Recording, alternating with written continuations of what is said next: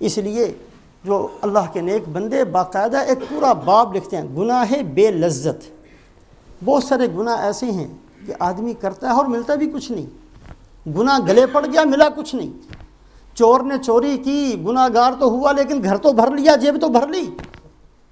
اور بعض ایسے ہوتے ہیں کہ گناہ گار بھی ہو گئے، ملا بھی کچھ نہیں، رہے بھی خالی کے خالی ہاتھ.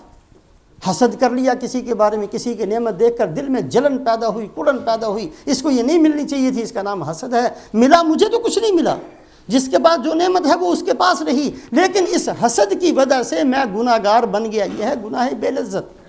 گناہ ہے اور اس کے اندر ملتا بھی کچھ نہیں. گناہ گار خود بخود ہو گیا، اپنی آخرت برباد ہو گئی، اللہ ناراض ہوئے، اللہ کے رسول ناراض ہوئے اور ملا بھی کچھ نہیں.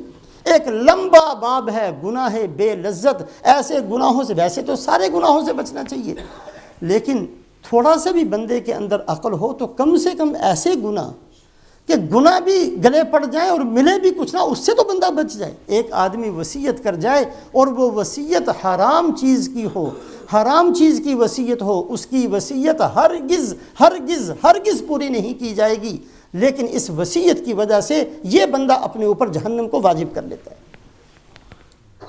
کوئی بھی وصیت ہو. ہمارے ملتان کے اندر ایک بہت بڑے ڈاکٹر نور محمد تھے، بہت بڑے ڈاکٹر تھے. یہ نشتر میڈیکل کالج کے اندر پروفیسر بھی تھے. ان کو شوق تھا اور ان کی ایک عادت تھی کہ مرتے وقت جو حالات مردوں کی ہوتی ہے اس کو وہ بہت غور سے دیکھتے تھے. انہوں نے پھر ایک کتاب بھی لکھی. اس کے اندر انہوں نے لکھا کہ میں نے 100 آدمیوں کا مشاہدہ کیا، بالکل آخری سانس میں نے ان کے دیکھے. بالکل جب جان نکلتی ہے تو وہ کیا کرتے ہیں. 100 آدمی روزانہ میں دیکھتا تھا اور پھر ان کو نوٹ کرتا تھا، فلاں آدمی اس حالت کے اندر دنیا سے گیا. ان 100 میں سے صرف مجھے 3 ملے جو مرتے ہوئے لا الہ الا اللہ محمد الرسول اللہ پڑھا اور مر گئے. صرف 3. 97 ایسے تھے جن میں سے کسی نے اتنی غلط قسم کی وصیت کی کہ میں خود کانوں کو پکڑ کر بیٹھ گیا. مرتے ہوئے جو ورثہ بیٹا بوٹا ساتھ سامنے کھڑے ہیں، او فلانے انہوں بالکل وہ نال گل نہیں کرنی، اور مر گیا. قطع رحمی کا حکم دے کر دنیا سے چلا گیا. ایسا حکم دیا جس سے اللہ رسول نے منع کیا تھا. اللہ رسول تو فرماتے ہیں جوڑ کر رکھو، صلہ رحمی کرو، لوگوں سے رشتے جوڑو، اور یہ رشتے کو توڑ کر، حالانکہ اس کی وصیت پوری تو نہیں ہوگی.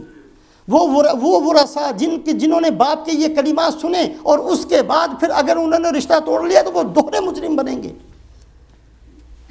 تو 97 100 میں سے 97 ایسے تھے. اللہ پاک ہماری حفاظت فرمائے. یہ آج کے معاشرے کی حالت ہے. 97 ایسے. کسی نے غلط وصیت کی، زمین جو ہے وہ فلانے بیٹے کو بالکل نہیں دینا، اس نے میرا جو ہے نا بالکل میری خدمت نہیں کی، فلانے کو ساری دے دینا. یہ غلط وصیت کی اور مر گئے. کوئی گانا گاتے ہوئے مرا، کوئی جو ہے گالیاں نکالتے ہوئے مرا، کوئی برے کلمات زبان سے نکالتے ہوئے مرا. صرف 100 میں سے ڈاکٹر نور محمد کی کتاب انہوں نے لکھا کہ صرف 100 میں سے 3 بندے تھے جنہوں نے اشہد اللہ الہ الا اللہ و اشہد ان محمد رسول پڑھا اور کلمہ پڑھ کر اس دنیا سے گئے. 100 میں سے 97 کا میں نے مشاہدہ کیا کہ بغیر کلمے کے گئے. کیوں؟ اس لیے کہ ہم نے زندگی میں سیکھا ہی نہیں ہے. اللہ کے نبی صلی اللہ علیہ وسلم فرماتے ہیں تموتون کما تحیون. اچھی موت چاہتے ہو تو اچھی زندگی اختیار کرو. تمہاری موت ویسے ہی آئے گی جیسے تم زندگی کے اندر جو کام کرو گے. اللہ والوں نے پرانے زمانے کے اندر ایک قصہ لکھا ہے.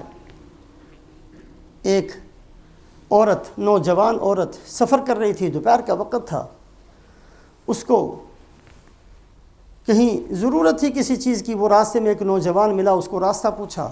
اس نے کہا کہ اکیلی ہے، بہلا پھسلا کر اس کو اپنے قبضے میں کرتا ہوں. برائی کی نیت کی. تو اس نے اس کو ایسا راستہ بتایا. وہ عورت وہاں پہنچ گئی، پیچھے سے یہ بھی پہنچ گیا، دروازہ بند کر لیا. اب اس نے کہا کہ میری نیت تو یہ ہے.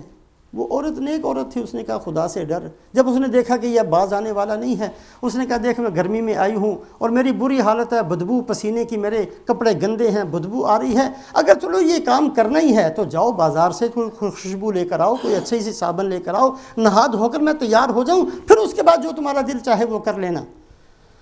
یہ بڑی خوشی خوشی گیا، اس نے موقع غنیمت جانا، وہ چلی گئی، بھاگ گئی وہاں سے۔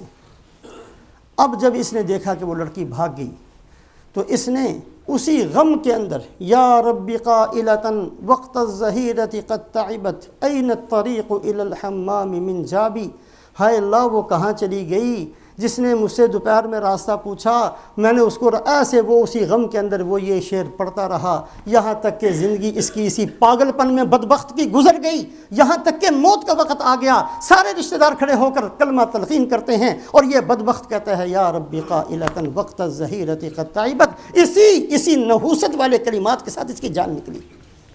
کیوں؟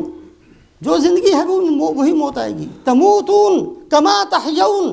اللہ کے نبی فرماتے ہیں موت اچھی چاہتے ہو تو اچھی زندگی گزارو، اچھی زندگی گزارو گے تو اچھی موت نصیب ہوگی۔ جس بندے کو اچھا مرنا آتا ہے اس کو اچھا جینا بھی آتا ہے، اللہ اس کو اچھا جینا بھی دیتے ہیں۔ صحابہ اکرام رضوان اللہ علیہم اجمعین نے ساری محنت کی اپنی اچھی موت کے لیے۔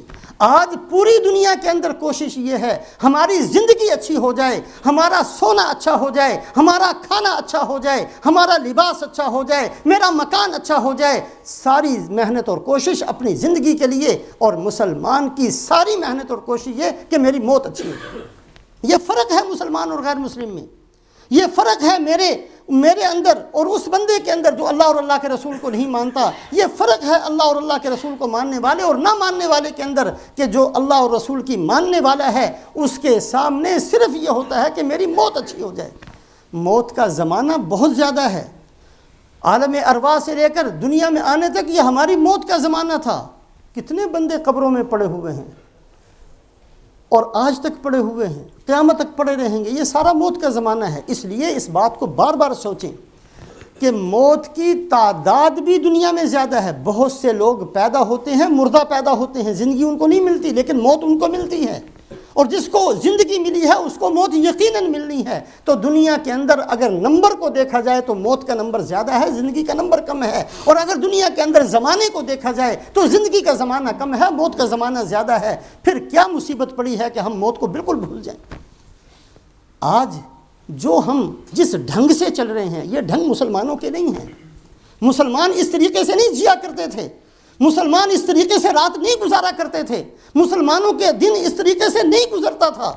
ہم پتہ نہیں کس حساب سے چلتے ہیں اور کس حساب سے ہم نے زندہ رہنے کا ایک پروگرام بنا رکھا ہے۔ ہمارے سامنے اللہ کے نیک بندے حضرات صحابہ اکرام رضوان اللہ علیہم اجمعین، ان کی بہترین زندگیاں ہمارے سامنے ہیں۔ ایک صحابی رضی اللہ تعالیٰ عنہ کے پاس ایک آدمی مہمان بنا، انہوں نے اس کی خدمت کی، مہمان کی خدمت کرنے کا حکم ہے۔ وہ بندہ صبح جانے لگا تو اس نے کہا کہ میرے پاس بہت ساری زمینیں ہیں، میں آپ کی خدمت سے بڑا خوش ہوا ہوں، اگر آپ مجھے اجازت دیں تو میں فلاں زمین آپ کے نام کر دوں۔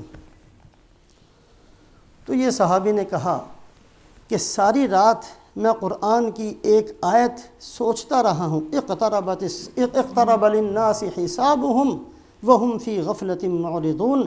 اللہ فرماتے ہیں لوگوں کے سامنے حساب کا دن آیا ہوا ہے اور یہ غفلت کے اندر ہیں۔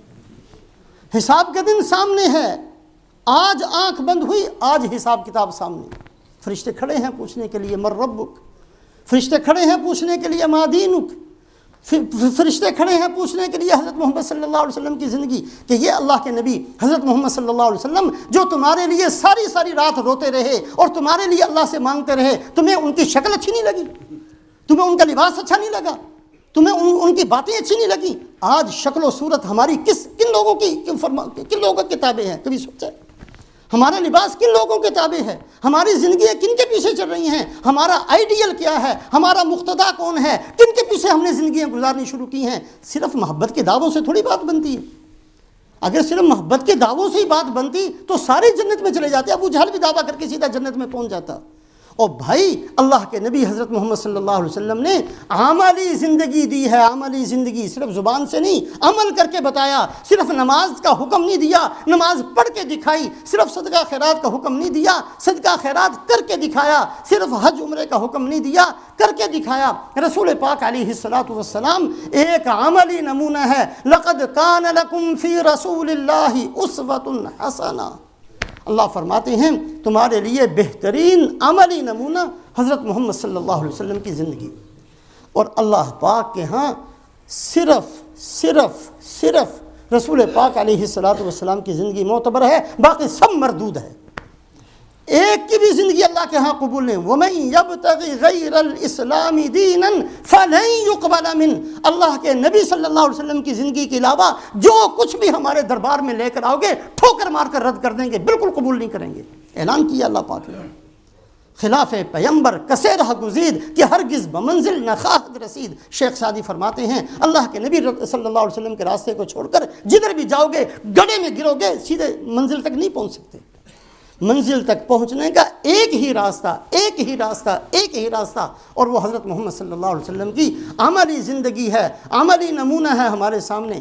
تو جس بندے کی نیت یہ ہو اللہ اس کو اچھی موت نصیب فرما دیں۔ ہم مسلمان بن کر مریں، اس کے لیے ضروری ہے کہ مسلمان بن کر جینے کا ارادہ کریں۔ رمضان المبارک بہت ہی برکتوں والا، قبولیتوں والا مہینہ ہے۔ اس وقت کے اندر خاص طور سے افطاری کے وقت میں اللہ دعاؤں کو قبول فرماتے ہیں۔ یقین کریں کہ ہم بہت بڑے محتاج ہیں، ہم محتاج ہیں، ہمارا کوئی احسان نہیں ہے۔ اگر اللہ میرے لیے فیصلہ کر دے کہ اس کا میں نے خاتمہ ایمان پر کرنا ہے، خدا کی قسم میرا مسئلہ حل ہو گیا۔ اس وقت اگر ہم اللہ سے منوا لیں افطاری کے وقت میں کہ اے اللہ فیصلہ کر دیجئے، آپ کے خزانوں میں کمی نہیں ہے، فیصلہ فرما دیجئے کہ آپ نے احسان فرما کر ہمیں مسلمان گھرانے میں پیدا کر دیا، اے اللہ مزید احسان فرما کر اسلام کے ساتھ موت بھی مقدر فرما دے، دنیا سے کلمہ پڑھ کر جائیں، دنیا سے نبی کے فرما بردار بن کر جائیں۔ دنیا سے جب ہمارا خاتمہ ہو تو پاکی کی حالت میں ہو، اعمال صالحہ کے ساتھ ہو۔ دنیا کے اندر سے جب جائیں تو رسول پاک علیہ الصلوۃ والسلام کی سنتوں کے ساتھ ہو، ہماری شکل آپ صلی اللہ علیہ وسلم کی سنت کے مطابق ہو، ہمارا لباس آپ کے مطابق ہو، ہماری سوچ آپ کے مطابق ہو، ہمارا فکر آپ کے مطابق ہو۔ اللہ کے نبی حضرت محمد صلی اللہ علیہ وسلم نے جہاں اپنی امت کو پہنچایا وہاں پہنچ کر میں دنیا سے جاؤں تو میں کامیاب ہوں۔ اللہ سے مانگیں، اور قبولیت کا وقت ہوتا ہے افطاری کے وقت، وہاں صرف اللہ میری دکان ان کو چھوڑے، دکان مل جائے گی، بغیر مانگے بھی اللہ دے دیں گے۔ قارون نے نہیں مانگا تھا، اللہ نے دے دیا دنیا اس کو۔ فرعون نے نہیں مانگی تھی، اللہ نے پھر بھی دے دی۔ حامان شداد نے کسی نے دنیا نہیں مانگی تھی، اللہ نے بن مانگے دی ہے۔ اللہ بن مانگے دے دیتے ہیں۔ زیادہ دنیا کو ہوا بنا کر اور بھوت بنا کر اپنے اوپر سوار نہ کریں۔ جو ہماری غرض ہے، جو ہمارا مقصد ہے، جو ہماری بہت بڑی ایک ضرورت ہے کہ ہم دنیا سے اسلام کے ساتھ جائیں، اس کو اللہ سے مانگیں۔ اللہ مجھے بھی اور آپ کو بھی عمل کی توفیق دے۔